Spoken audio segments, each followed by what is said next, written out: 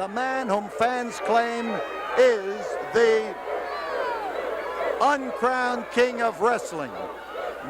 You know that all these fans believe you to be the uncrowned king of wrestling, Junkyard.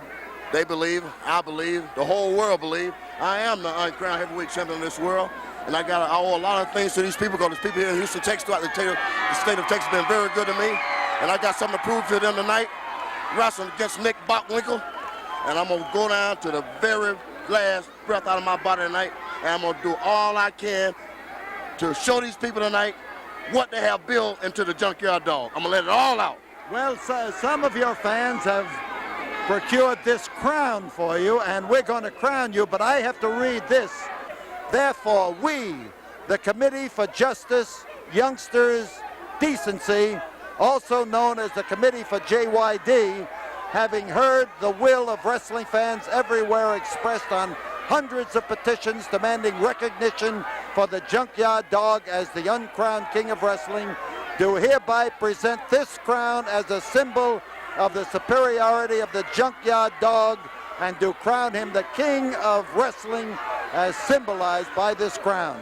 Signed, the Committee for Justice, Youngsters, Decency. And Gino. That's exactly what I'm talking about now. All right. Please take the crown, and just let him run his mouth off. Yeah. Just, Dog. Thank you, Dog. I don't finish him off once Well, what is this, Paul Bosch? you can't keep your mouth out of anything. Queen for a day, Paul Bosch.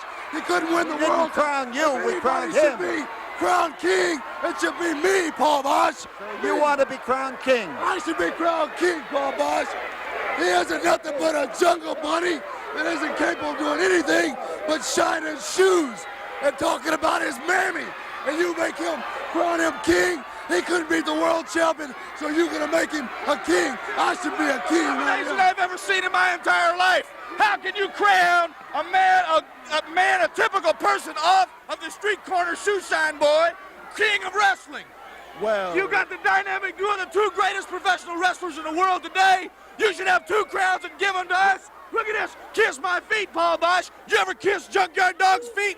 No, Paul Bosch. right. No, Paul right. Bosch. You should only bend over and kiss the great feet of the people that you really respect. I Has the suggest greatest that I wrestlers, smell the greatest jealousy. wrestlers in professional I wrestling. smell jealousy. No, Paul Bosch. As far as I'm concerned, Paul Bosch, I am glad you and the people of Houston have crowned him king of the ring, because I think it's going to be a lot of fun knocking the crown off of him and making you look mighty foolish.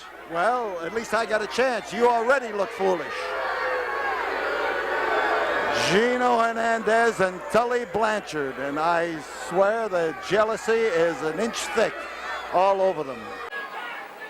Gorgeous Gino Hernandez faces the threat of Ken Lucas, and this should be a good scrap. Eric Manheimer, the unenviable job of stepping in between them, and gorgeous Gino erupts in a hurry, and the jacket he has around Ken Lucas' neck is Ken Lucas' own jacket, and Gino is opening up in the style to which he has become accustomed. But this boy Lucas, just don't sell him short. He can open up and explode, and does. Next Friday night, Lucas will be one of 6 men in a 6-man tag team match in 2 rings. And he will have as his partner El Gran Apollo and Tito Santana. Gorgeous Gino is going to be trying to take the Southwest title away from Dick Slater in one of the 10 matches at the Sam Houston Coliseum next Friday night. Start that holiday weekend with an explosion. Be here, because this is where the action will be.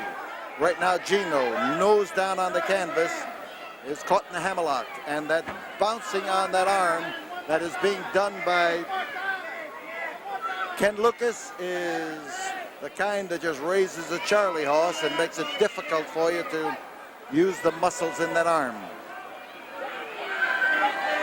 Gino, who hit that arm into the ring post, the shoulder into the ring post, and then had the arm twisted and dropped on, knows that it's going to take a lot of work in the gym to work out some of those Charlie horse muscles. So Gorgeous Gino steps into trouble.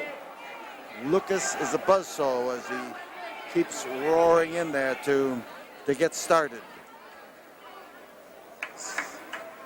Lucas trying to set Gino up, and Gino doesn't like to be set up.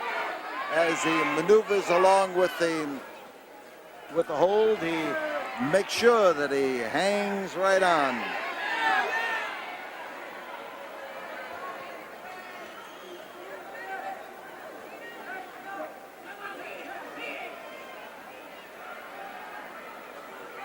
Lucas with the Japanese arm lock. He's got it on there and got it on there well. The twist and the turn by Gino, managed to get out of it, but you've got to watch out for any move that Gino makes because he knows them all. Gino trying a shoulder butt, but Lucas is giving him the elusive target. Oh, how he came up there that time. And that crowd here at the Coliseum is ready to root Lucas home. If he can beat Gorgeous Gino, he can sign his own ticket. And as Gino goes out, he's got one of those king-sized headaches. Fans giving him advice, but I don't know how he's going to be able to find a place to hide or a big lake to jump into all of a sudden. That's what they're telling him to do.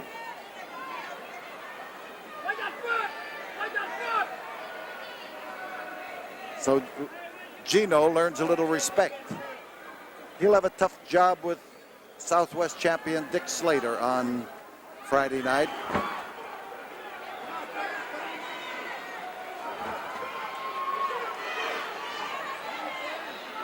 Slater is a guy who invents wild and rough tricks as he goes along. Oh, but so does Gino.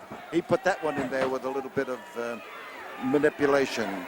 Now as he takes that front head, that boy Lucas does that neat switch to come up with that hammerlock again, and again he starts to weaken that arm by dropping in there, and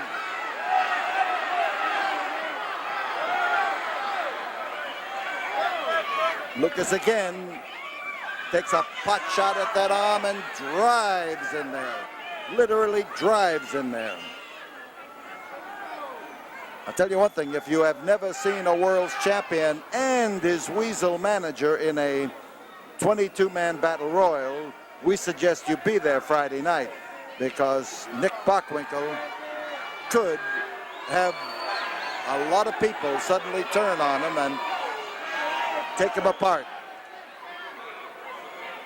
But Nick Bockwinkel and Bobby Heenan will be two of the 20 men.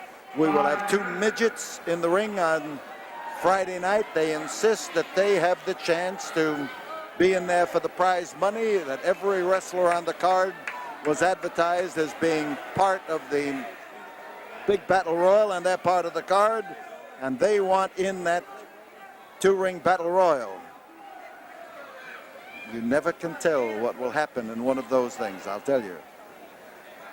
But we've got 20 full-grown men and two midgets going for $25,000. So Lucas is on the cold concrete right here alongside of me, and Gino comes racing around to do something about it. He introduces him to the ring post, and that ring post is solid, unmoving, and unyielding for sure. The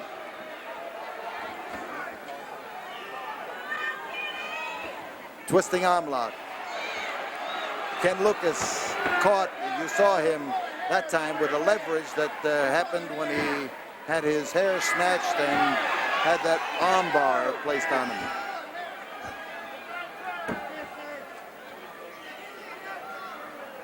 And Lucas forces the issue as he pushes into Gino. Clobber and clout. The takedown by Gino again, and Eric Mannheimer suspects that Gino used tactics he shouldn't have.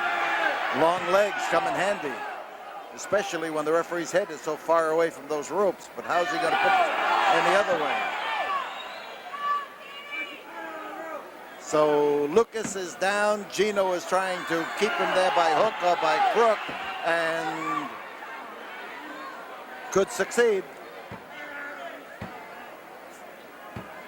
So Gino hangs on to the arm. There go.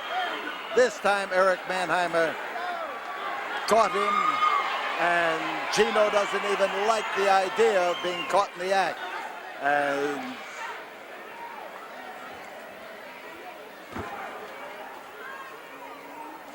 rip across the face, wrist, the side of the hand, the knuckles. Start at the top and rip across and down. And Lucas hits the concrete. He hit on his feet, which may or may not be lucky. In this case, I think it was.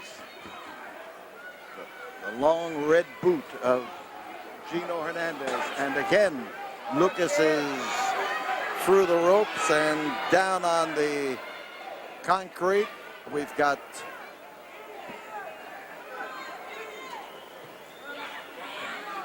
Lucas coming in here with a determined look on his face as he starts to stalk Gino. Listen to the fans now, and they get behind Lucas.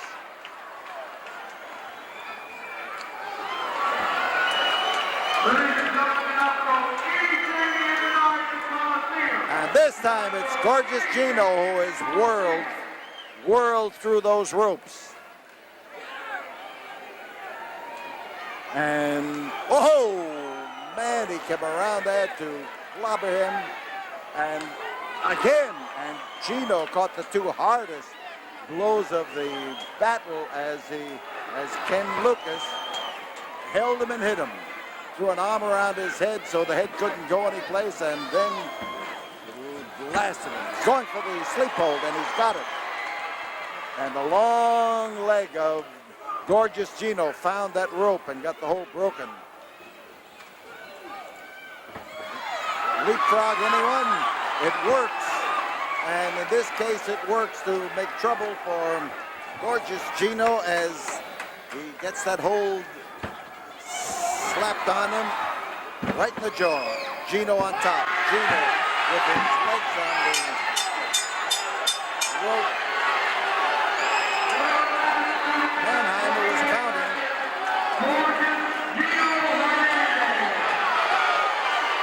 Mannheimer was down counting, and Gino took advantage of those long legs of his and put them on the ropes and glued him down to the deck. And Gorgeous Gino again manages to get loose with something that he has not been able to win under legal circumstances.